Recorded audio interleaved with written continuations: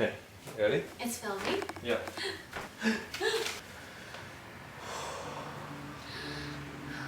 Okay. In the past two videos we've talked about bullying, skinny shaming, low self-esteem and insecurities, and also your relationship with food, your eating disorder and recovery. But this time I think we're going to delve deeper into how all these things we've talked about intertwine with your relationship with God. You told me before why you pursue social media, but why don't you tell others why you do it? And what's the purpose of all your videos? Why do I pursue social media? I first started doing YouTube. I watched a lot of fashion videos, like Jen M was my biggest inspiration. And I did a lot of fashion videos when I started this channel a couple of years ago when I was at uni. I just did a lot of lookbooks, styling videos, all those things. But I just eventually found it really meaningless. Like I was doing them all the time and I loved making them, but it came to this point where I just found that there was, I feel like, no purpose in it. It was just fashion and I was just contributing to consumerism in this world and pollution in this world. And I think I took like a proper 2-3 year break from doing YouTube videos and stuff, and when I came back to it I decided that I wanted to do again fashion videos, and I started doing that. But then I realized like a few months in that this was just not for me. I felt like again it was like purposeless and meaningless, and I thought getting back into it a bit more older I would have a different mindset, but I still didn't.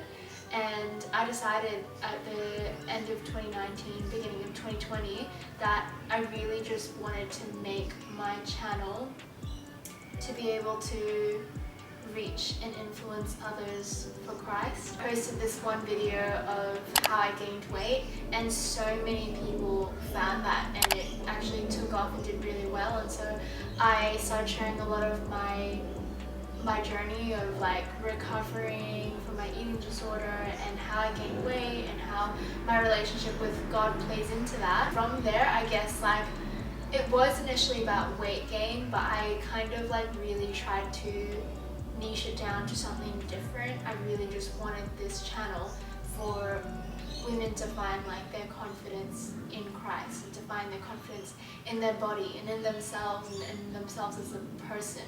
And I feel like that is the whole purpose of why I do this channel now and why I post videos every single week.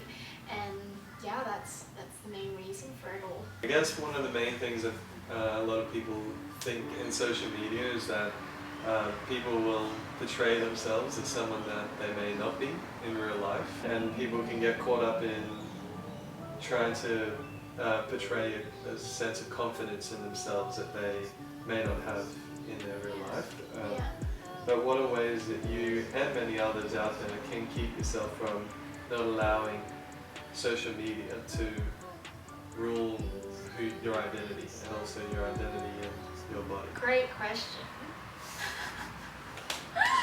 This is a hard one. Well, what are things that you do that prevent you from using your body as your identity? See, this is a hard one.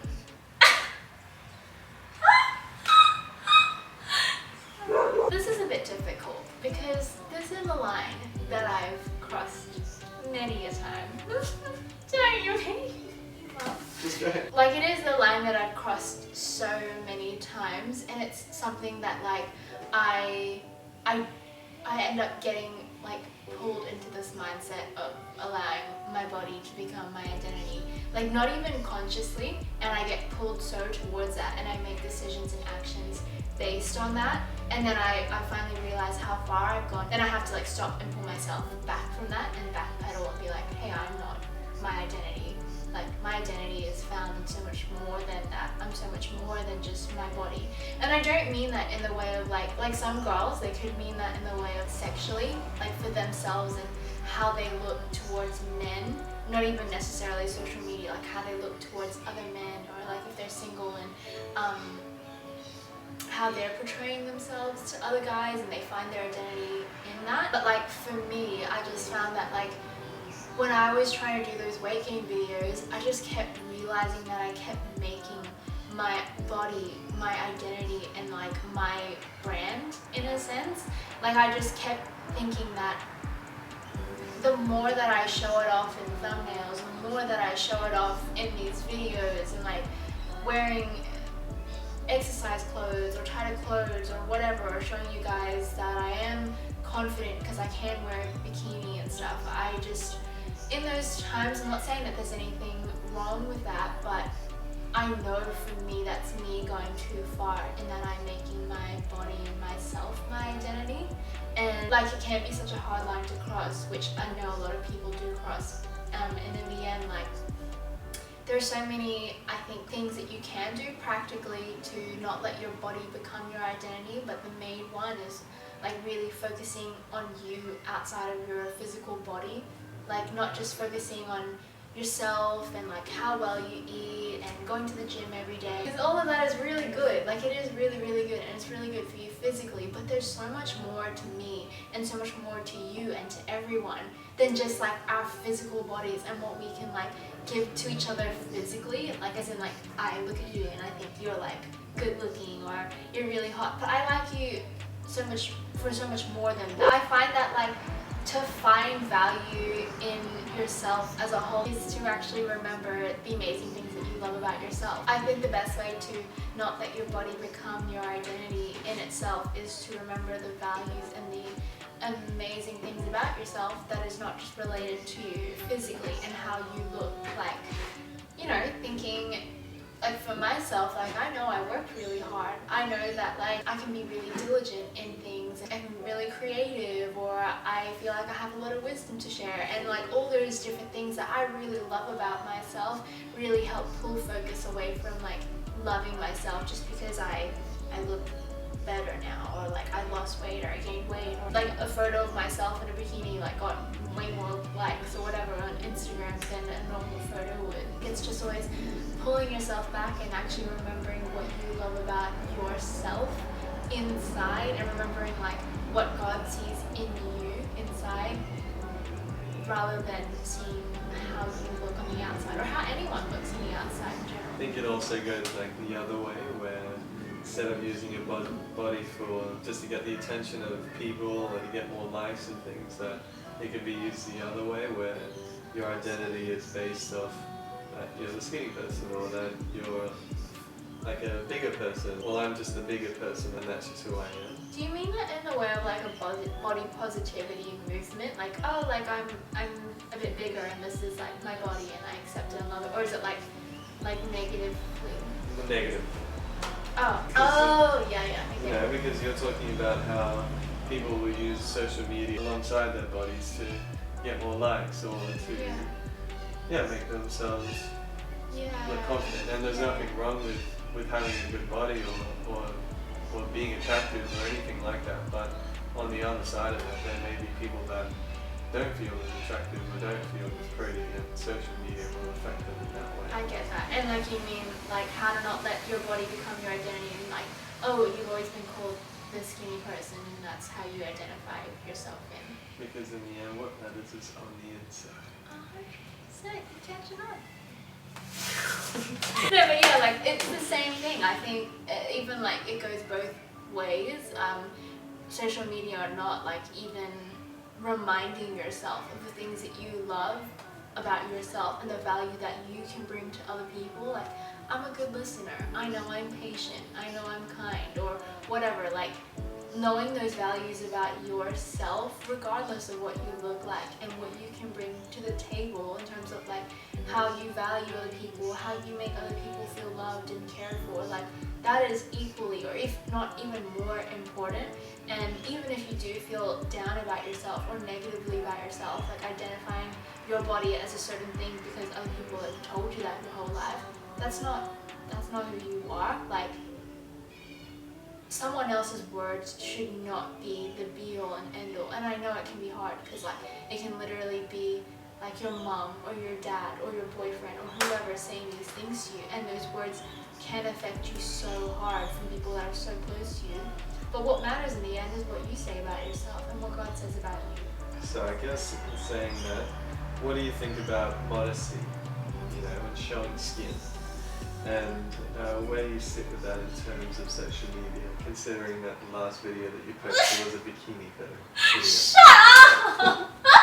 Oh my gosh, you would just roast me. That's rude. Yeah, okay, so like I wanted to talk about this because, you know, I've had, I think like a lot of growing up in the past few weeks. I just want to film your face. You just look so sarcastic right now. I think I've had like a lot of like growing up lately in this idea of modesty, because I used to hear this term and Christian girls talk about it online, and I used to cringe so hard. I was like, that is such like a medieval thing, something from like older day Christians, and like I used to, I think, justify it with the sense of like that's so Old Testament, like we live in the New Testament, we don't live in the Ten Commandments state, like we do, but like we don't live in that, and we live like freely in Christ. He doesn't care about what I wear, he doesn't care about what he does care about what I do and stuff, but like I think I just justified it like that a little before. But yeah, in saying that though, when it comes to modesty, I think I've had a weird relationship with this kind of idea, because I do believe in the idea of modesty and like trying to make yourself presentable in a way that is not revealing too much of yourself.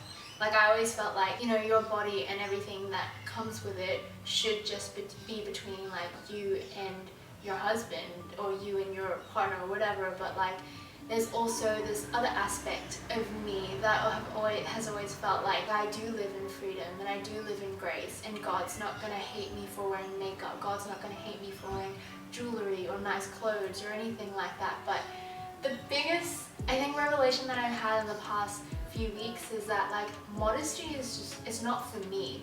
Modesty and the idea of it is actually like for other people. Just take me out of it completely, and when it becomes like more of a, like you're thinking about other people kind of thing, I feel like it makes a lot more sense. I feel like so many, you know, like so many girls are just like, whatever, I can wear whatever I want and all these things, and I'm an independent woman, I can do what I want. It's true to the extent, but we can't just deny how we dress or how we present ourselves to other people. Like we can't just deny how they feel about that, or like what people experience from that, just because we feel like we can do whatever we want. Like for example, I have a few examples in this, right? Like for example, you're going out to dinner with your friend and her boyfriend's there and your partner's there or whatever, and you're wearing like an incredibly low cut top, your like boobs are like spilling out, or cleavage, and your husband may like it, or like you feel like you may like it, but in the end I know that your friend's boyfriend, he's not gonna want to think those things about you, but because your boobs are literally like out in his face and he can't help it, he's gonna think those things about you. Like it's just human nature. And I know people like, well, why can't guys like contain their thoughts? Why can't guys just like keep it in their pants? The thing is, like, so many guys actually want to. They don't want to be thinking those things about you, but when they see it right in front of them, physically, they won't be able to help think these certain thoughts. And it's not necessarily that guys who act on these thoughts and do something about it, that's just a whole other topic. Like I don't agree with that. But like thoughts are just thoughts that you can't help them. You can't help but like, you know, they come into your thoughts and they come into your head, and I think that's an example of modesty being not about you. It's literally not about you, it's about someone else. And for someone to wear a low cut top and you're showing your boobs out, that boyfriend may be struggling with like pornography or thinking about other women lustfully, and you don't know, but you're actually helping him fall into that trap, if that makes any sense. This Christian walk is not just about sisterhood and helping the girls out. It's about everyone helping each other out and helping each other on this walk, because you know life is not easy, and help each other out as much as we can.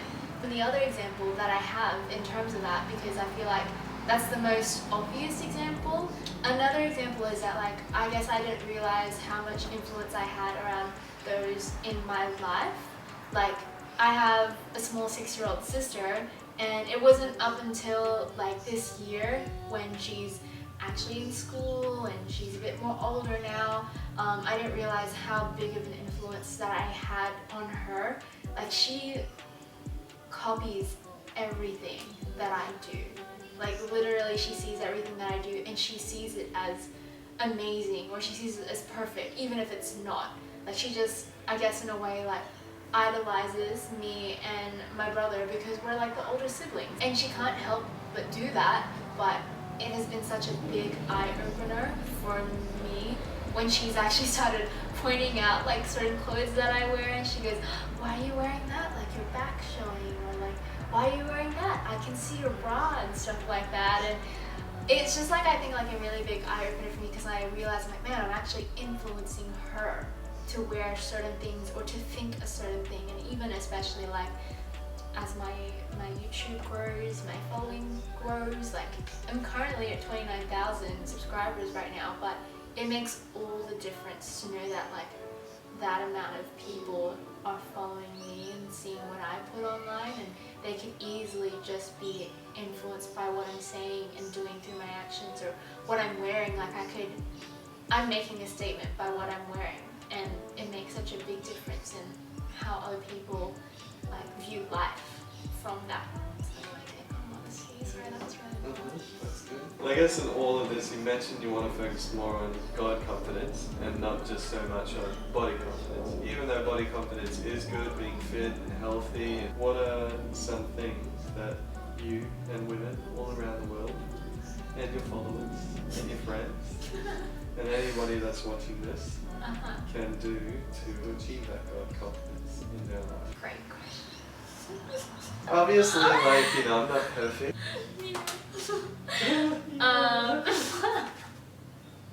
Stop. I think to have that God confidence is to really root yourself, obviously, in the Word, which is God in the form of the Bible for us. And that's just rooting ourselves, not just on our self-assurance and how we feel about ourselves, but how we treat others, how we view others. And that's where like our God confidence comes from. Like, yes, like from knowing who God is and knowing his character and like how he wants us to be, but also knowing who he has made you. Who he has defined made you. No, I'm gonna keep that in because you What? said it. You said it. It's very silly. That was good.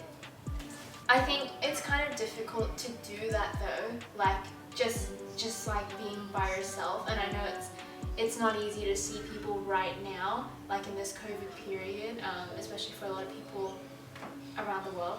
But a really big one, I think, is like finding the right people to surround yourself with. That can come in the form of like best friends or church group study. Like I used to go to this, like we call it connect groups here, or like people call them small groups, or what else do other people call them?